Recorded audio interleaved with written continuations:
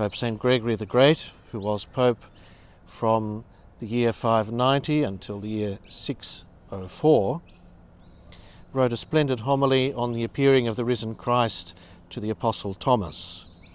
And Pope St. Gregory wrote that in this appearing, Christ provided the cure for Thomas's unbelief and for all unbelief as well. St. Thomas, the Apostle, had said, "Unless I can place my finger in the wounds of the Lord's hands and my hand in the wound of his side made by the spear, by the lance, I refuse to believe." So we see in this "unless" kind of a demand for evidence, an attempt to dictate the terms on which he would be willing to believe.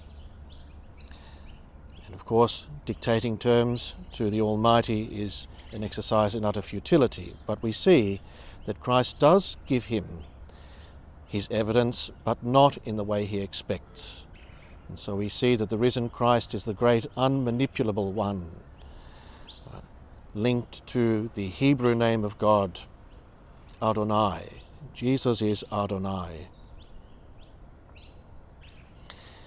This "I refuse to believe" shows us that unbelief is a problem first of the heart before it is one of the mind. It is in the will first and only secondarily in the intellect.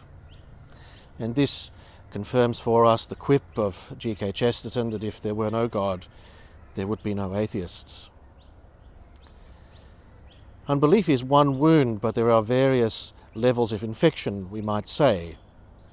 We have in ideological atheism a fairly virulent strain, but we have in existential atheism a kind of atheism whereby one admits a kind of a vague way, the existence of God, but lives practically as if he did not exist.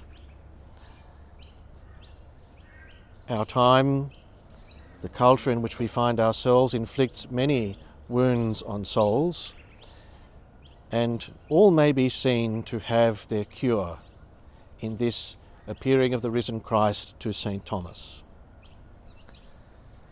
Thomas bore a wound which would seem to be indicated in the very careful detail provided in the Gospel according to John, Didymos, that Thomas is a twin. In the ancient world, it was often a practice that if there were two twins,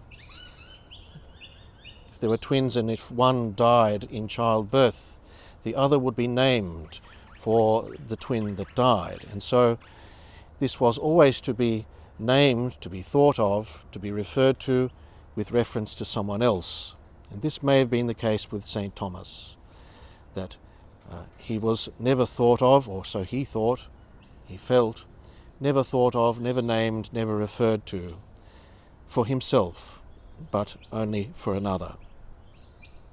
But Christ died for each of us and rose again for each of us as if each of us were the only one, and he let himself be wounded to cure Thomas's wound of unbelief, and through this wound of St. Thomas we find an example for all others. St. Peter Chrysologus, born in Imola in Italy and in the late 300s and ended up as Bishop of Ravenna. Chrysologus, meaning golden word, puts some golden words on the mouth of Christ. This is from one of his sermons. And it is Christ addressing himself to one who finds him or herself wounded by the wound of unbelief. "Be not afraid. These nails pierce me not with pain, but with ever deeper love of you.